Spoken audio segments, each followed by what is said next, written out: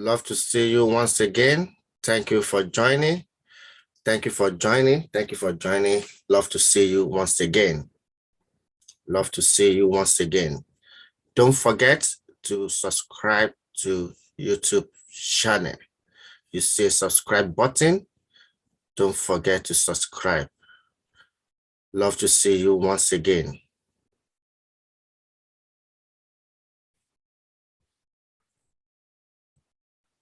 Hope you are all preparing for a nice, lovely weekend. That means we must get our act, so it's not that you were short of the standard expected. So, as a parent, I always tell us, you must raise yourself before you raise your children. We must raise ourselves before we raise our children. That means we must get our acts together. For some of us, emotionally, we are not stable. Mentally, we are not stable. And when you are not stable, the children we are bringing up are not local children. We are bringing up global children. We want to bring up children who are confident, who are bold, who know what they are doing. For you to do that, you must get your acts together so that there is a de-escalation of referrals, so that our children are not local authorities not coming at all. Why is this course necessary? Why? It is so to help you to raise yourself, to resolve your emotional and relationship issues in such a way that it does not affect your child. You may have financial issues, they should not affect your child. You may need job, want to go to work, it should not affect your child. To the extent that you leave a child that's below 12 for 6 hours in a stretch. No, you can't do that. It's not practicable. It's not practicable. So we want to help you to do that. Anything that affects the children negatively, we want to see how we can help you to resolve it while we are talking. Look at your picture. Look at picture of your home as we are talking. Look at the picture of your parenting and see where you can amend.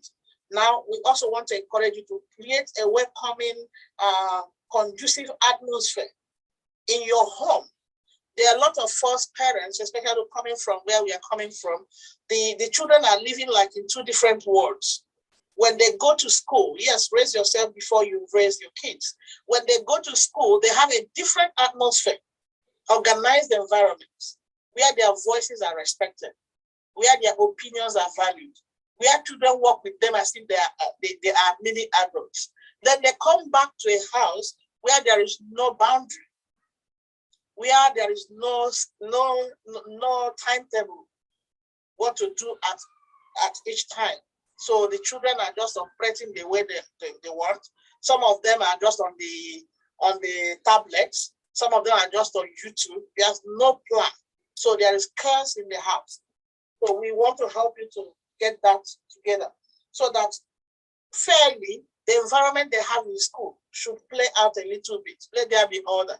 We'll go deep into that later on. So, Family Mediation Center and Save the Woman, we are here to help you learn how to emotionally connect with your children, to help you emotionally connect.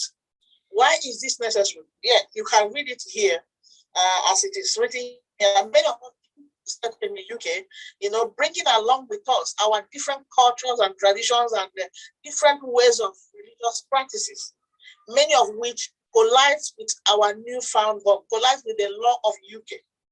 So to fully, we need to acquaint ourselves with the way of the living of the United Kingdom.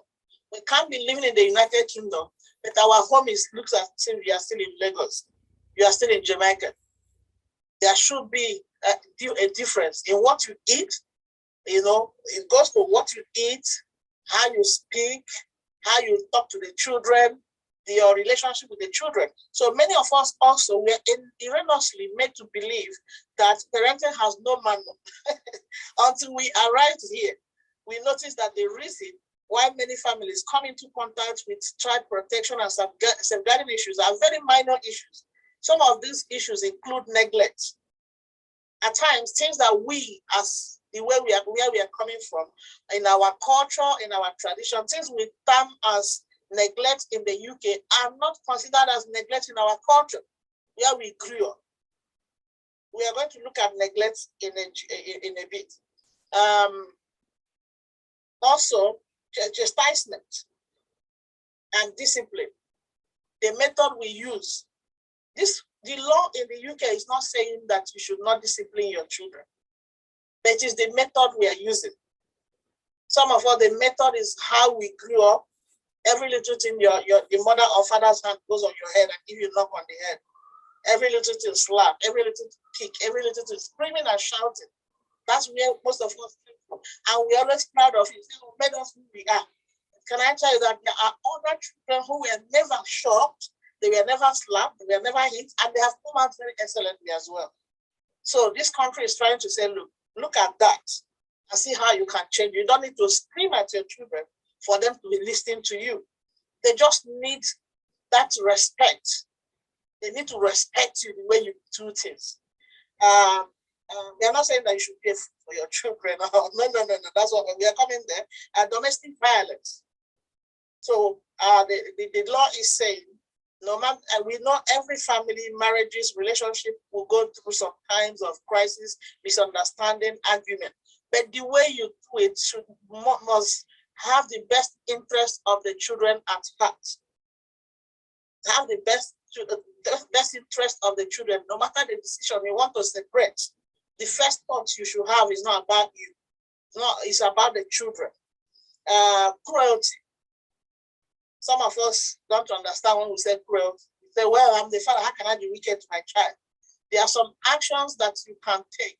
In this country, it will be seen as cruelty. We'll come to that. Lack of understanding of mental health issues. That is what we are going to be dealing as soon as possible now. Mental health issues, cultural issues and beliefs, like circumcision, female genital mutilation. Some of us don't understand this. There are children that have been taken away just by discussing this matter. Because there are some cultures where it is compulsory that children, whether male or female, will be circumcised outside the UK or outside Europe. In this country, circumcision of a female child is a criminal offense. So going there, at times you have a woman has a baby, and you have a health worker that is looking after the woman and the baby, and you start telling stories of how it's compulsory. Then they will suspect that when they leave, you will circumcise that girl. And the next thing is that they will invite you and they will take that child away. So you have to minimize the discussions with them. When they are smiling with you, it's not that they are really happy with you. So you have to be careful. We are going to look into that. Another one is lack of understanding of or emotional connection with your children. This is a big one. Some of us, we as parents, we give our children whatever they need, but we are not connected emotionally. We are disconnected. We don't even know when there are changes going on in their body. We don't know whether they have emotional issue going on. Then the last one I wrote here is teaching children to understand family values. Some of us expect too much from our children without letting them know what our family values are. And we are going to be looking at that. So let's go ahead. We are going to look at mental health and the family. Please make notes, mental health and the family. What is mental health and what is the difference between mental health issues and psychiatric problems? Somebody help me out there. What is the difference between psychiatric problem and mental health challenges? Can one person say something, please? For me, I think the major difference is mental health issues are mostly emotionally related. Okay. They develop without symptoms. Psychiatric health issues majority of them are not emotionally initiated, or could be the after effect of an ignored mental health issue, or they are mostly diagnosed high level of mental health issues that are symptomatic. That's how I see the difference between both of them. Thank you. Number one, mental health might not require medication, but psychiatric health definitely require medication. So we have quite basic similarities, but major differences. Thank you so very much. Is that Adeze? Who spoke now? Yes, Adeze. Okay, thank you. You are very, very correct. I think you're a professional. You are a professional. Yes, simply put, we are not going into the full-blown discussion about both of them. We are only looking at mental health issues.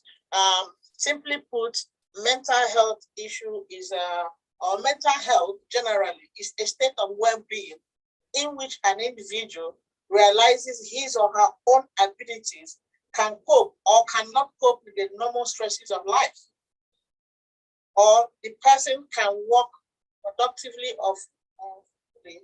and is able to make a contribution to his or her family, community, and the other. So it involves the totality of your emotional, psychological, and social well-being. And most times, if somebody having mental health issues or challenges, it is usually temporary. The psychiatric is a perennial problem. It is where somebody has, as my sister said, it's not emotional. It's where there is a fundamental problem with the person coordinating the affairs of their life generally. And most of the psychiatric problems are diagnosed only by doctors. And some of them are sectioned. They will be put in a place, they will be sectioned in a hotel, in the hospital, or a particular place. Then mental health is something that can affect anybody at any time. It is usually temporary. If it is discovered early, if the person is supported, and we can recover quickly from it. So mental health, again, is a person's psychological and emotional condition. It's mild. Mental health also, some of us don't believe that mental health problem affects children. Some of us don't. It could be that moment where you have a meltdown. You got bills coming through the door, and you are kind of scattered. You can't even think straight again for a short period of time. Then you get yourself back. So it's mental health. It could be work-related. It could be because of a relationship breakdown. And if you notice it, when these things are happening, you may not even know, but the person around you, most times our children, they will notice it, that you are erratic. Maybe you are screaming. Maybe you are tearing, you're crying.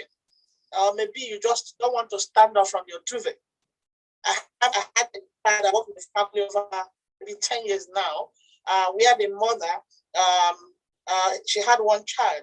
But I think she wanted to, her relationship broke down. So she now found somebody in Africa she wanted to get married to, something like that. And she didn't realize that she was having mental health challenges. So every morning, she wouldn't be able to stand up from her bed. She would just cover herself and tell the child, okay, just get ready and go to school. And this thing kept on happening. And one day she made arrangements for somebody to stay with the boy so she could go and meet the new person in Africa. And unfortunately, the person she got called the social services, because the person was worried that she was not even healthy to go and marry somebody and bring somebody over suddenly. So when the social services came, the boy opened up. I said, look, my mom is a good woman. She buys me every toy, but she has never in the morning helped me. She doesn't help me. She doesn't even know whether I ate or I didn't eat. That's for a long time I've been the one looking after myself. And that's how they took the boy away. When they took the boy and we asked the boy, do you want to come back to your mom? She said, never. So that boy was taken away. The woman didn't realize that until the child made that disclosure.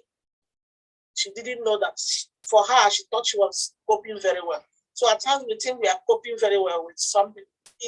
Coronavirus, it could be bereavement, it could be job loss, it could be anything that can trigger mental health issue. So but I want you to know that children as well go through that. Some of them are transferred to them unconsciously. Because especially when a mother is affected, children bear the brunt. Children have a way of taking it in. But unfortunately, the adult can speak and tell friends, but the children are not able to do that. So some of them will start showing some symptoms, which we are going to be looking at. So, so we say who can be affected by mental health issues in the family? Parents, children as well. Anybody can be affected. Now, what are the signs and symptoms of mental health? Can somebody help us? Just one person. Especially for your children, what are the symptoms you see in your children that should be a herald for you? It should be a signal that this child is actually troubled. As I'm talking to you now, if you look at your child, you may discover that, oh, this child is always throwing tantrum. Suddenly, this child is always crying. Oh, can you go and wash the shit? The child starts crying. You start because the child starts crying. It's not just because you told them to wash dishes. There's something on the line which you may not know. So I want to ask you, can you help us? What are some examples that you can see in your children that will make you think, oh, I think this child is some mental health challenges? Yeah, I think persistent sadness. Yep. Yeah. That is so. Okay. So what we are saying now as parents, thank you so much for that. Quietness for no reason. Thank you. So please, as a parent, look out for this in your children, because these are what makes children go to school and begin to say things at school because you didn't notice it at home.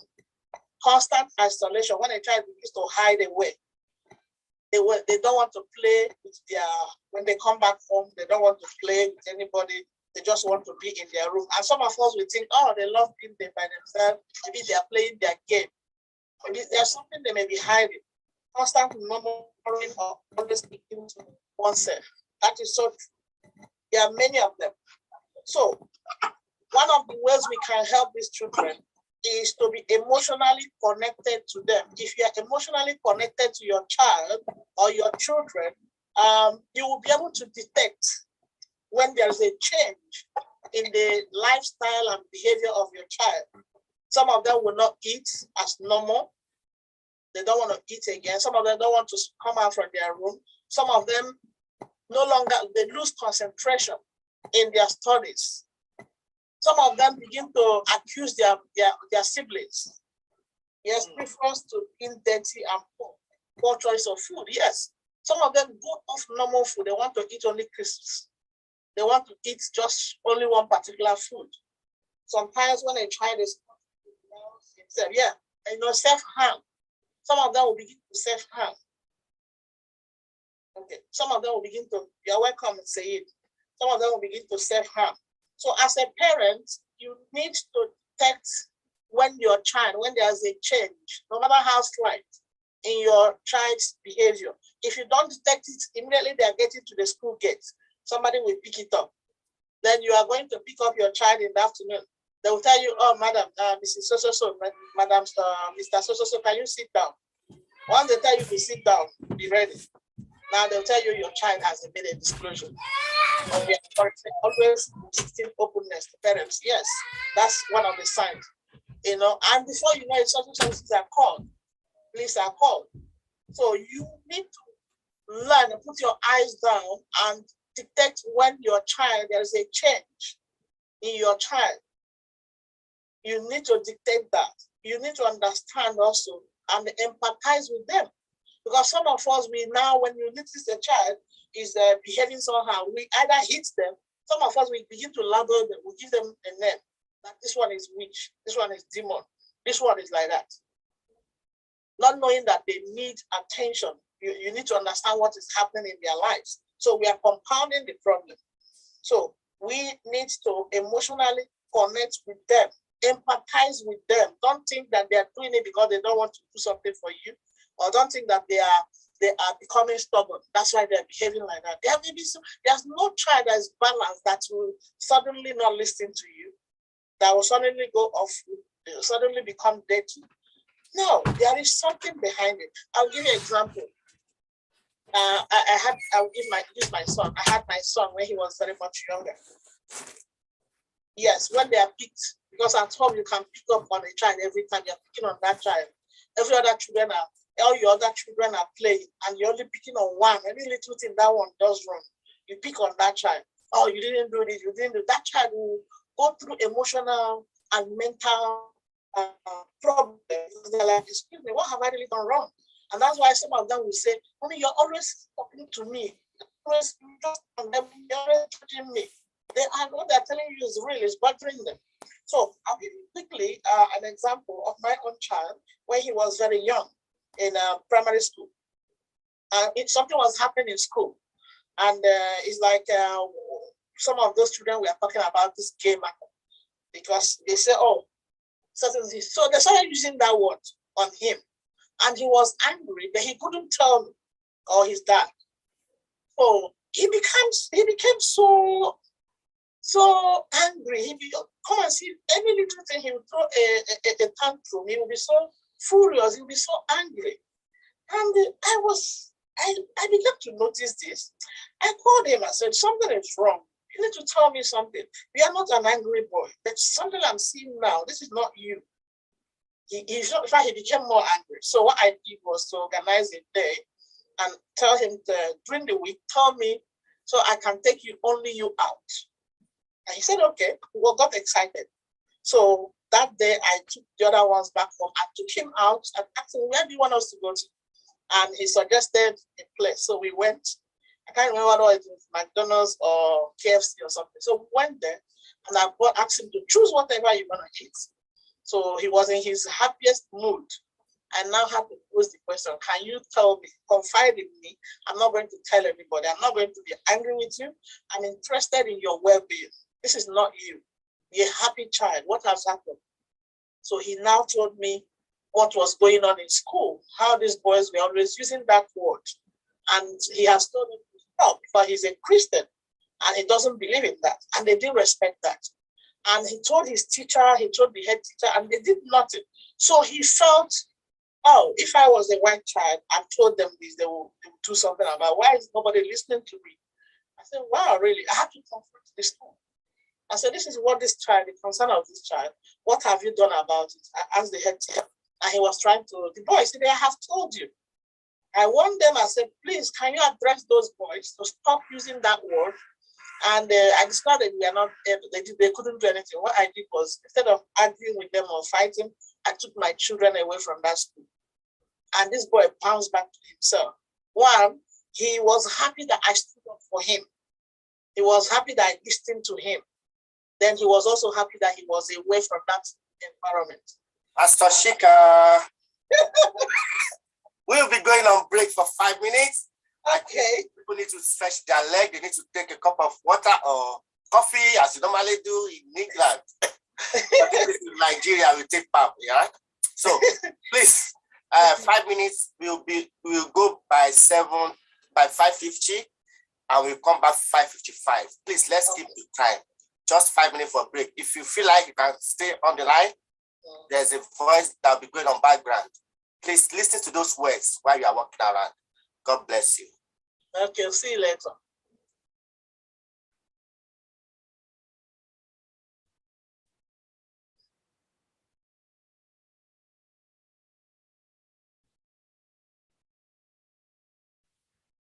Please don't forget to subscribe. Don't forget to subscribe. We just want to play a little advert there. Especially in Middlesbrough, because that's where I live. So that's where I can speak for. Because like I told Mr. Ola the other day, I have a friend that just came and social worker started visiting her based on a little remark from the child. So I'm really, really concerned about the life of Blacks in Middlesbrough, and because I won't want my kids to be taken away from me, just as I won't want kids from a Black lady to be taken away from them just for a little mistake. So I think there's a lot that we need to do, a whole lot in Middlesbrough. And I don't know if there's a way we can come together and like they said, I don't know if there are support, like lawyers that could stand for people, kind of like activists that we could talk to, that could stand for Blacks when things like this happen. Because I've had quite a whole lot of stories, and it's scary. At a point, I was considering sending my kids back to Nigeria, and it was because of these same kids that made me to come over to UK. So why send them back to Nigeria if they are the sole reason why I'm here? So I don't know, and I would like to attend the parenting class as well. I'm dying to attend it, to see if there's anything I'm doing wrong, to see if there's anything my friends are doing wrong that's bringing issues for them. Thank you.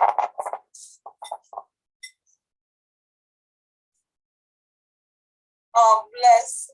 I love how she said I'm dying to attend it.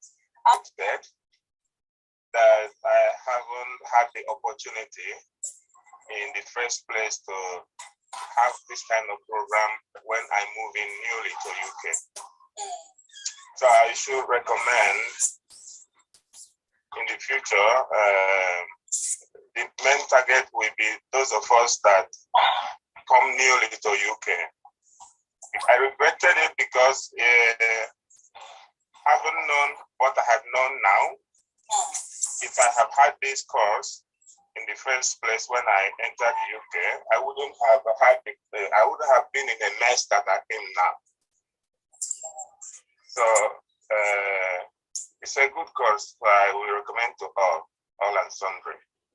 So I haven't implemented yet because I'm incapacitated in a way that I don't have the children in my hand now to implement.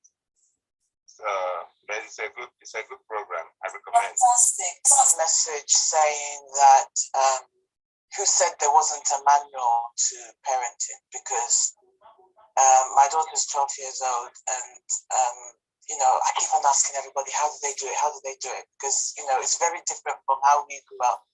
It's very, I've seen how my siblings have been raising their children. And, we've often said that, how we were raised is not how we were going to raise our children. But everybody's just raising their child differently from what I see out there. And everybody's saying to me that there's no manual to raise children, that you just do it every day.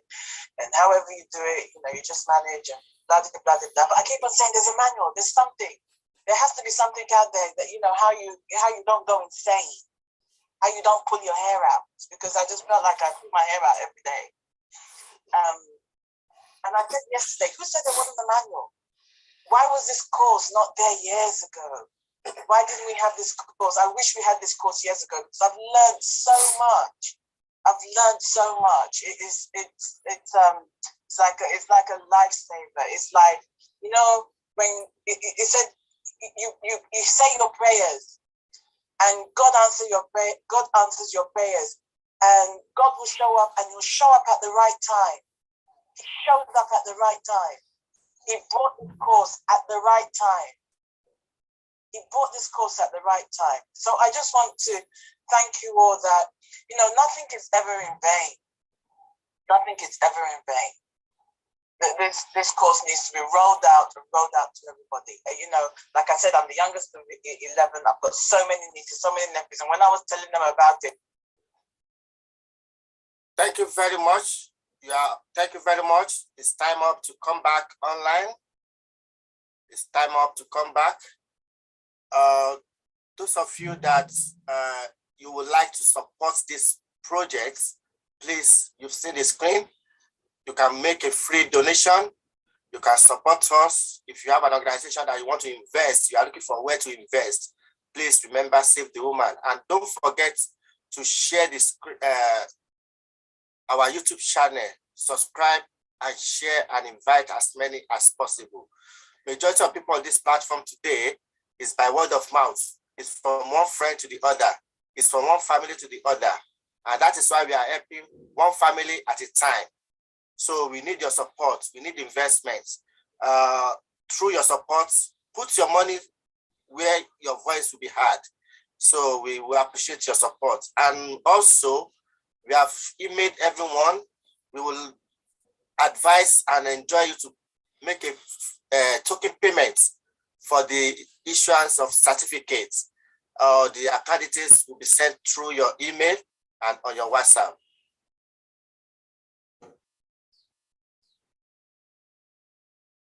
Pastor Shika, God bless you, ma. Thank you. Thank you. I hope we have all stretched our legs. We drank, took some water or tea or something. Yeah. So we're talking about emotional connectivity with our children. It's very important that our parenting is not just buying the chocolates, buying the clothes, and putting food on the table. Learn to be emotionally connected with your child so that when there is something, even unspoken change in the life of your child, you are able to pick it up. Because if you don't pick it up, the school will pick it up. And when they pick it up, you know what that means. So put your eyes down while you're walking. Don't think that because your child is just smiling and saying hello. I also want to tell you, in this London, a lot of children who have been in trouble, we are mostly children, maybe their parents were working nights. And maybe it's a single parent household, and that parent is working nights. And you trust the child is wonderful, and the child is by herself. And what are they doing? They're watching all sorts of things you may not be aware on the TV.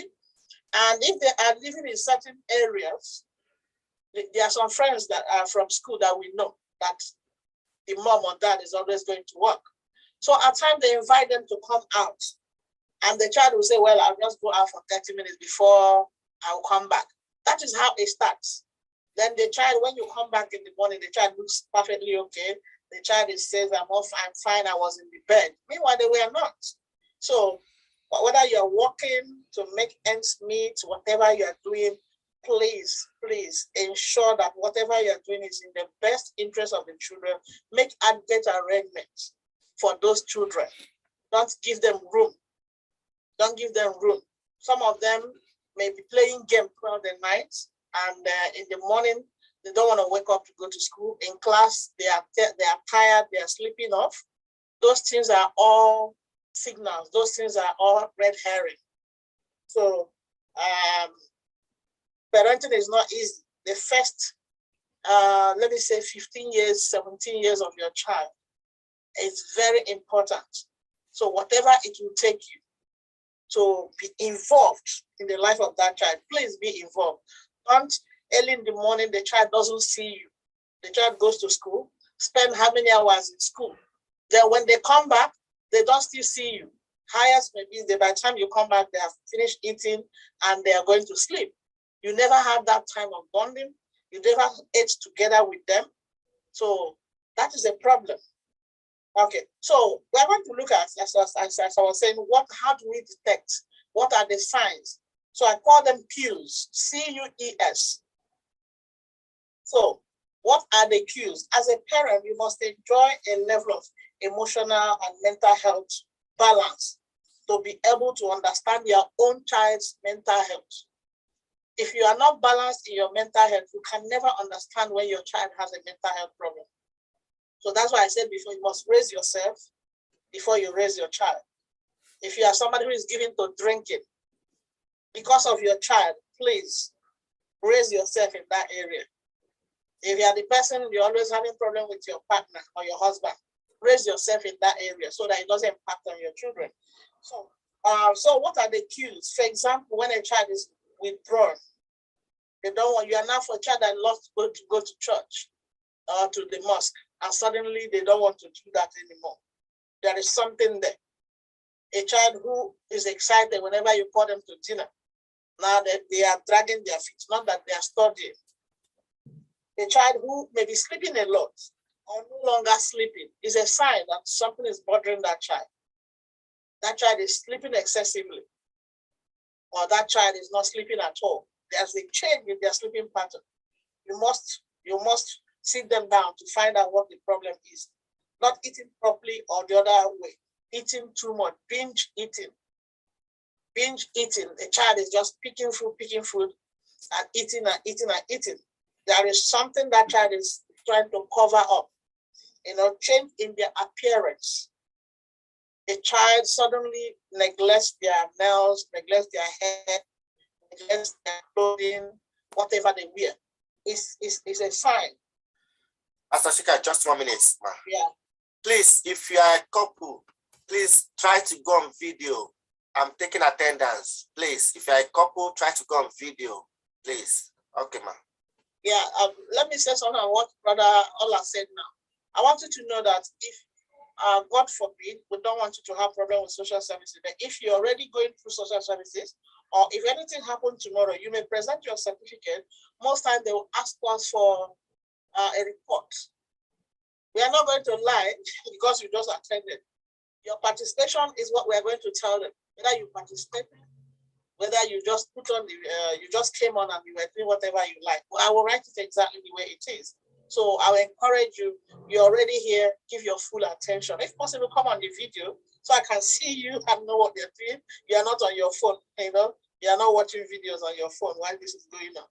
And they say, yeah, so that is that. Now, when a child, you know, lacks, is unnecessarily loud. I don't know if you have noticed at times the child becomes unnecessarily loud. In the house, they are the ones that are screaming, jumping. Those, there may be underlying issue. Some of them are just going into sudden silence as well. Sudden silence is a sign that something is wrong with that child. Indifference, they don't, I can't be bothered. No matter what anybody says, oh, highest mommy will scream, or daddy will do this. So something is behind it. Some of them become mischievous. And that is why we say my child is stubborn. They are seeking for attention. There's something they want to tell you. That because you're an African parent, most times there are things we think we can't hear, especially when we are spiritual. Yeah, when we are spiritual, we kind of indirectly silence the children from saying what is in their mind. So some of us parents are unapproachable. So your child, what is going on in their lives. So when they see a stranger to have a visitor, this child starts talking. They want to say everything. You need to ask yourself, why is it this child gets excited when they see somebody else and they start talking? But when I'm here, I speak to them, they don't talk to me. So there is something there that needs to be addressed. Some of them become competitive with their siblings. You know, become competitive. They always accuse their brother or their sister. What will happen? It's possible that the one they're accusing, you are mild with that one. You are very friendly with that one. You maybe don't send that one on the rounds anyhow. So the one you're always calling, and you think that one is enjoying it. As a parent, you know what I'm talking about. You know, maybe you have a particular child, that child is ready to do anything. Can you go and sweep? They run down there. Can you go and do this? They run down there. In their mind, they are thinking, why is it only me? She doesn't even send that one. She doesn't talk to that one. What is the problem? Why does she hate me? And I think daddy or mommy hates me. That is what is in their head, but they are doing everything you're asking them to do.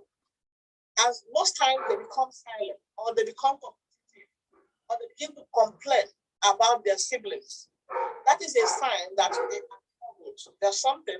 So you need to have time to come to this child, to have, thank you, Said, for making a donation. Such child, you need to have a time to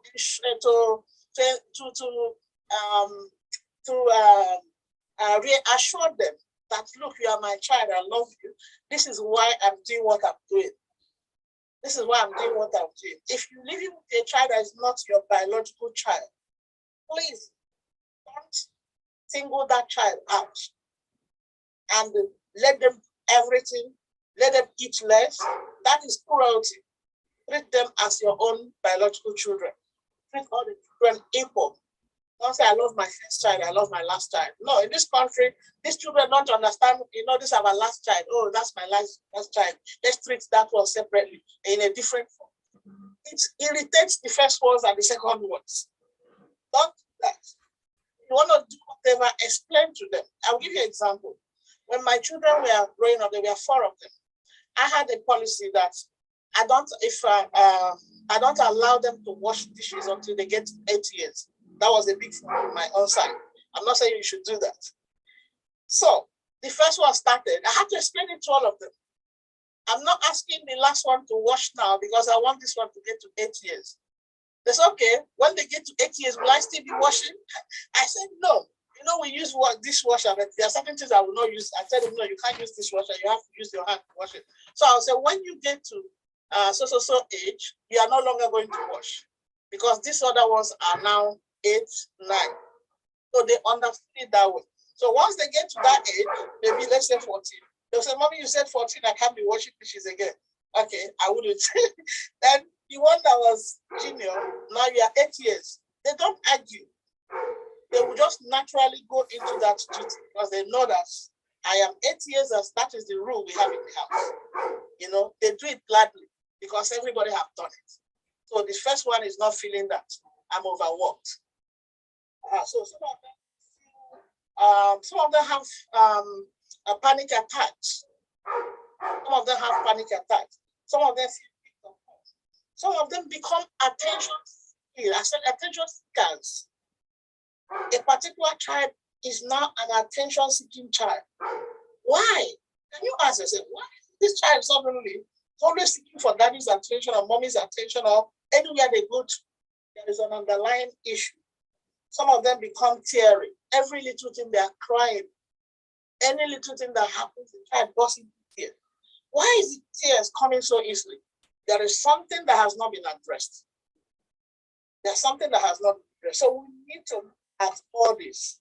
We need to look at this. Some of them become very chatty because they feel inside of them, they feel neglected. They feel not listened to.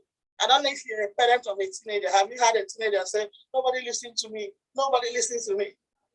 Yeah. So because they feel that nobody listens to them, some of them become very secretive.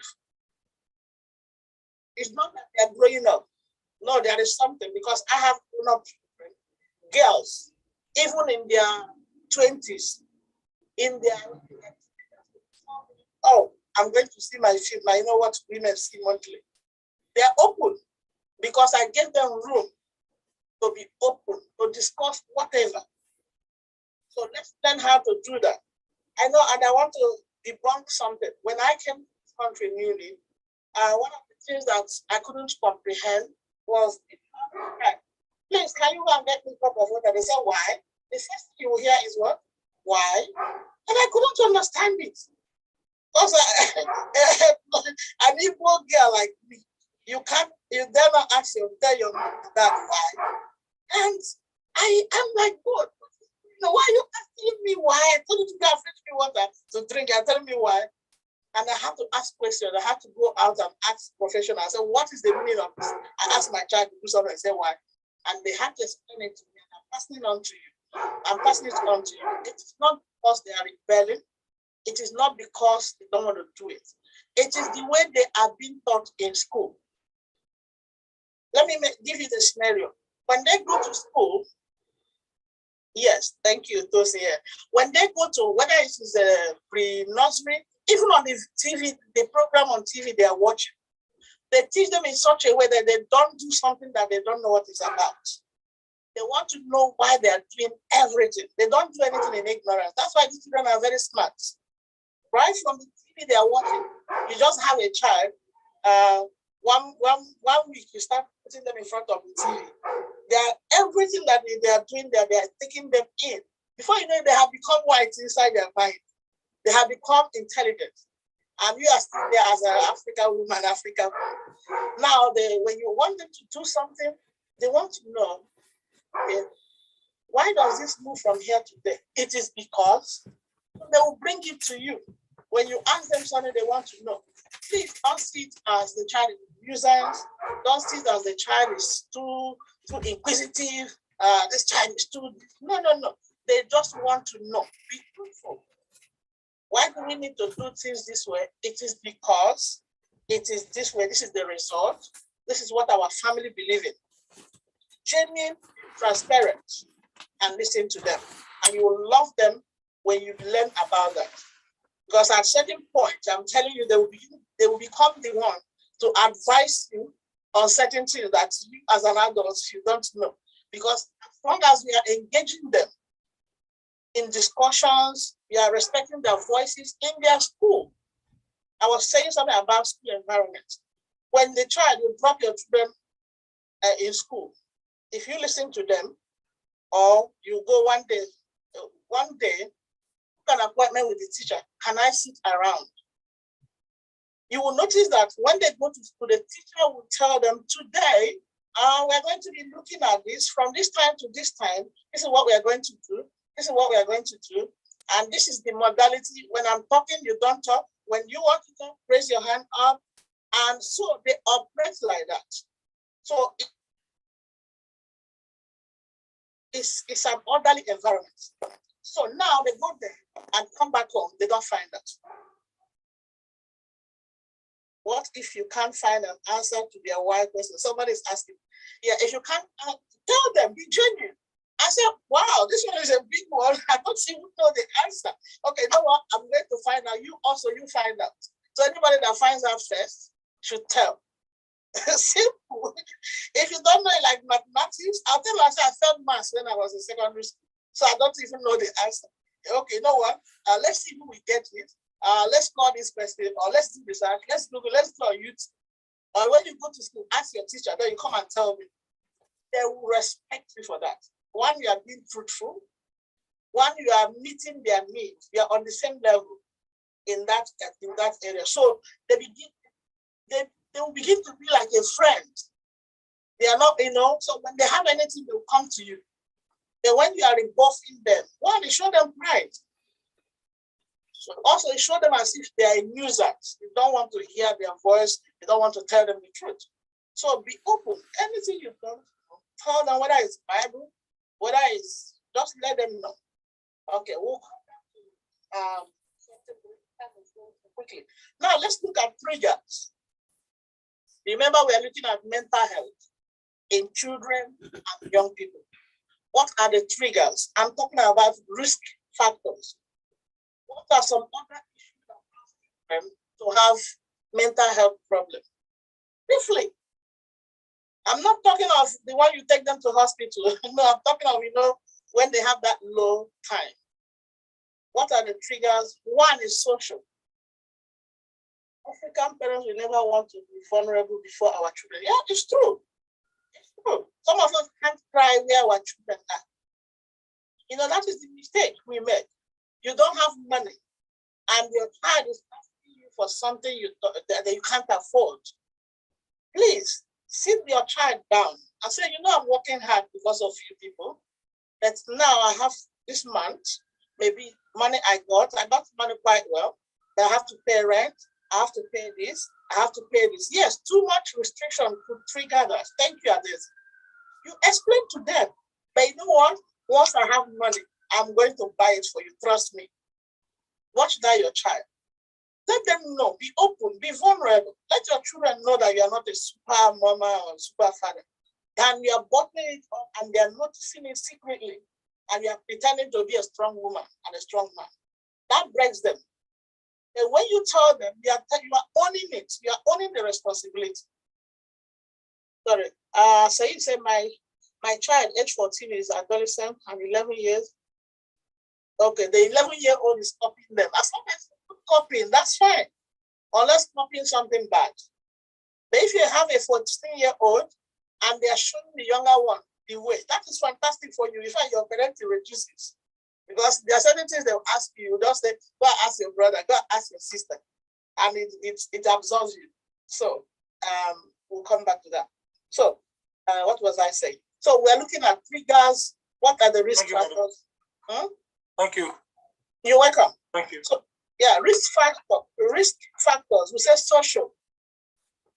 Most children develop mental health issues in schools. It could be the pressure of school. Yeah, they said not communicating properly to them, not telling them the truth and giving them reasons. Yes, that could be a trigger. If you are not, yeah. Others also mentioned fighting in their presence when there's argument between parents. Thank you. That's a big one. That's a big one. All this argument, bullying from school, that is true. So that's why I'm looking at social. Bullying from school, racism in school, name calling, being picked upon by teachers. At times, teachers pick upon a child.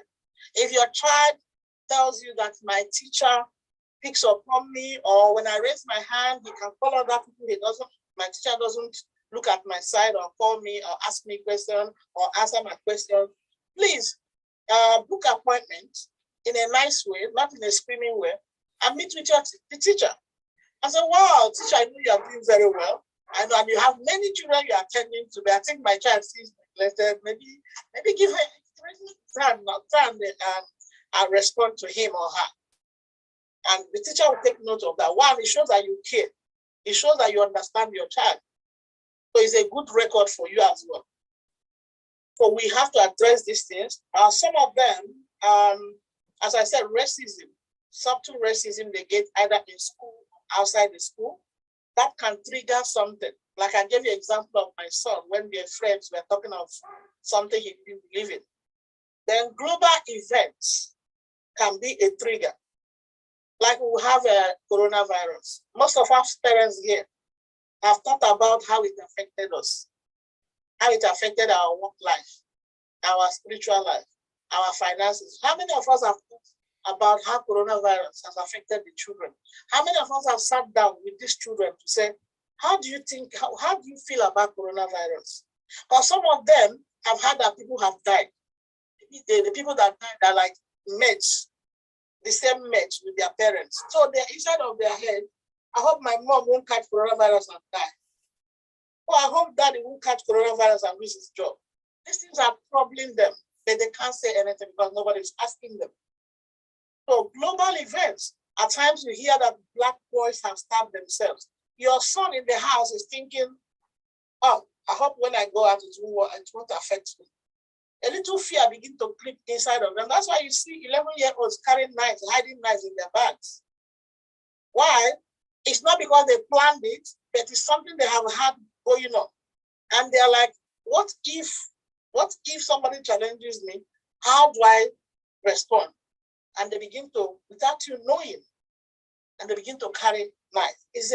There was something that was happening in their mind.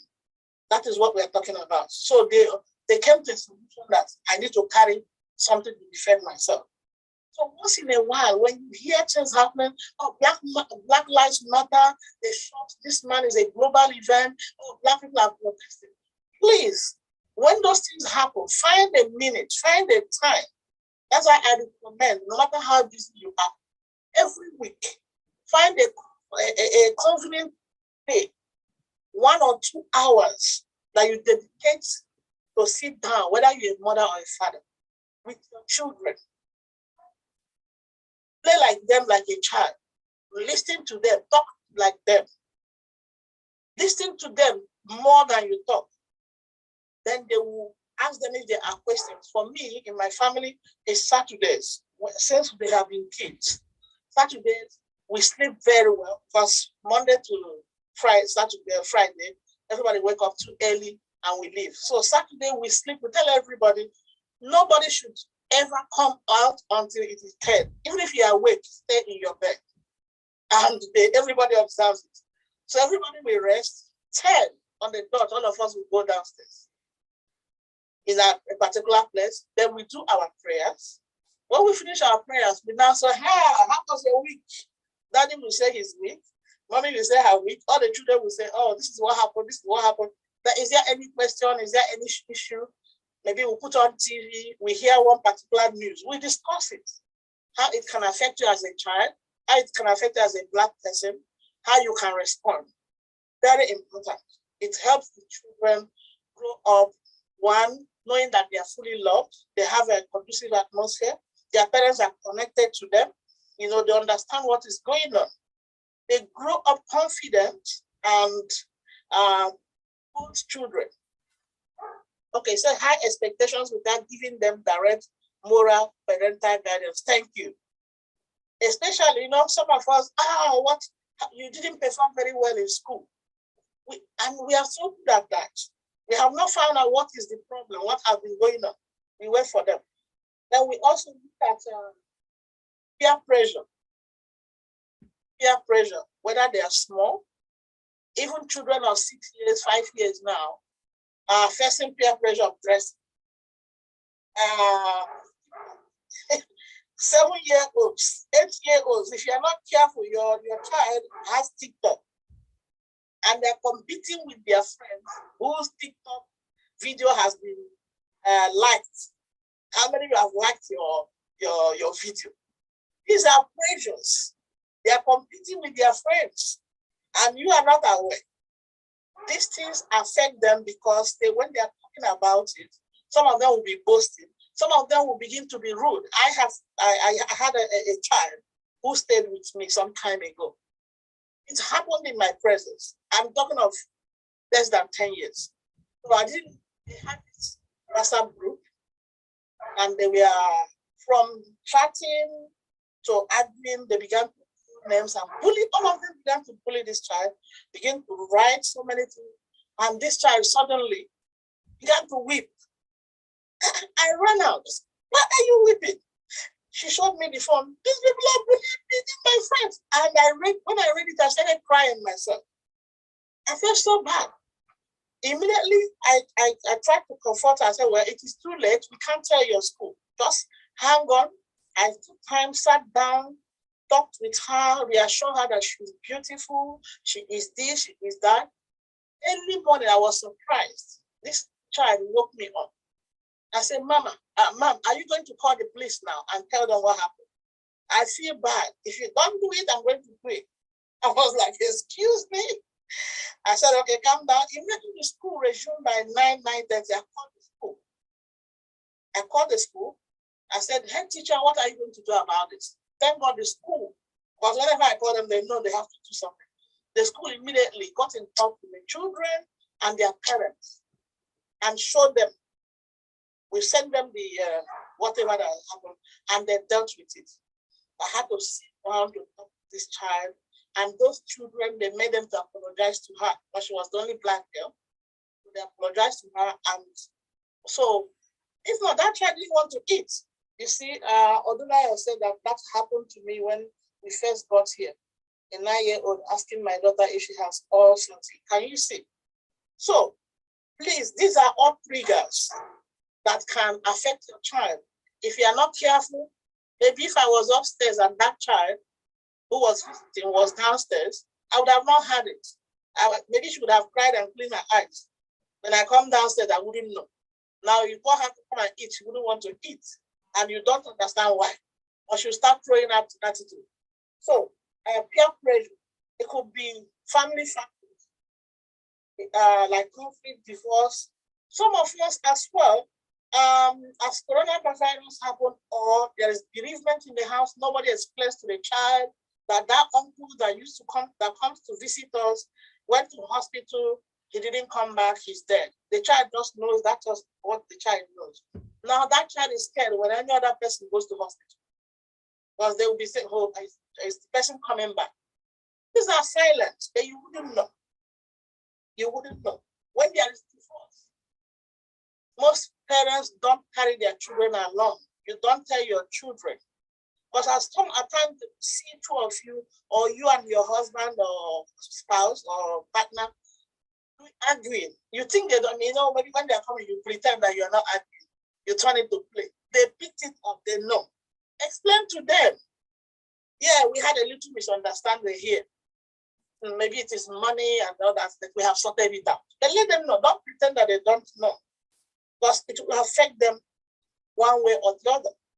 You are doing divorce, let them know. Say, look, we have tried, we love each other, but it have gone down the drain. This is not what we want. And we have you in mind all along. We have been thinking about you. But don't worry, you have things in place. Explain to them what the man and the woman have planned, so that when there is a separation, they are aware. Or you're a single mother, or a single man, you are dating somebody new. Please don't wait until the children are shocked.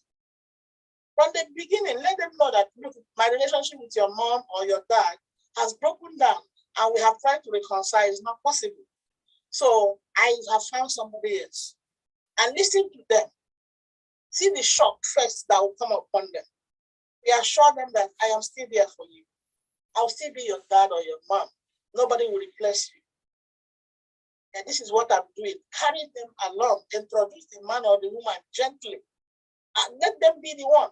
Or you're inviting your friends, family members coming from Africa. Don't just bring them without telling the children that somebody is coming. And suddenly the house is overcrowded, their bed is taken over. Oh my God, these things affect the children. If somebody tells you, please, your family member, no matter who they are in your life, let the children know before you apply for visa that this person is coming and this is why, and this is how long they're going to stay. They are not going to take away your house. This is how we behave in Africa. We don't expect our family member to become homeless or go and stay in a hotel. So we are going to, maybe this room, we are going to ask them to live, stay here. Maybe you share with your sister or your brother. After a short while, they will go. We assure them that you are going to enjoy it and listen to what they will say. If they have a concern, don't shout at them and say, oh, no, you don't understand. No, explain to them, reassure them. Don't allow anybody just come into your house without the children knowing first. Please, that house belongs to all of you. It's very, very important because these things trigger things you don't understand. And they're so unspoken that the child goes to school. Begins to either the way they respond, the way they behave, or what they will say. Then social services, because that is what they will say, that you neglected the child. Did you understand what is going on in the lifestyle? We don't want that to happen. You know, at times it's yeah, it could be what they have experienced themselves. So look out for these cues. Look out for these cues. And the bottom line is engage your children. Learn how to engage with them. Learn how to talk with them. Respect their opinion. We grew up where father is the boss. The mother is the mini boss. And the children are like puppets in our hands. We are not saying that you should give all the power to your children, but please respect their voices. Don't think that whatever they have to say is childish. Just give them your listening ear, even if you are not going to make use of what they are saying. It makes them feel, yes, I am listening to. In school, they are listened to. Their opinions are respected. Their opinions are valued. Let it be the same at home. Don't say, hey, adult are talking, who are you? If you don't want them to talk when an adult is there, before the adult comes, tell them, please, somebody is coming. Our discussion is an adult discussion. So I wouldn't want you to be available. Please, just give us 30 minutes. You can be in your room. And I'm going to have time. They won't interfere. But if you made it that the person just came and everybody's in the living room, the child feels that, okay, this is a kind of free for all meeting. So you start talking, they will want to share their opinion. If you now show them up, you are wrong. African parents are wrong if you do that. So you need to ensure that you respect their feelings, respect their opinions, and respect their voice. Respect their feelings. You hurt children's feelings, and these things can impact on them. I have seen children taken into care. Some of them, social services will lie, carers will lie, but sometimes the children will say, I don't want to go back to my mom or my dad. I don't want to hear their voice because of what they're saying. Some of us cry out, threatening our children. Please, don't threaten your child. God bless you. God bless you. God bless you. God bless you, Pastor Shika. God bless you, Pastor Shika. Thank you very much. Thank you very much. We hope you must have enjoyed this so far. Thank you so much. Please don't forget to register. And if you have enjoyed this session, please register so that you'll be enrolled for the full course. The course 101 is a full module. 4 modules for course 101 in partnership with Family Mediation Center. Why course 201 is 6 modules, 6 weeks for course 201. That one is in partnership with Destiny Creation CIC. So please register. The next cohort for course 201 is starting next week, Saturday, 4 p.m. to 6 p.m. If you have registered, you must have received offer of space. If you are yet to register, please do so. And don't forget to subscribe. If you subscribe, you have access to our video, be one of the first to have access to the alert that we've got a new video uploaded, and put the bell there as well. We love you to help us to support this course by ensuring you help us to reach the milestone of our subscriber. Please help us invite your loved one to subscribe and also share with your contact, your network. We love to see you. If you want to find more information, please email us or go to our website, search for Save the Woman. We'll look forward to see you again. And those of you that have registered for course 201 and you have secure offer of space, please make sure you accept the offer, and we'll see you next week, Saturday. Have a wonderful weekend to all of you. We say thank you for joining this morning. Thank you. Please don't forget to leave some comments. If you have enjoyed this session,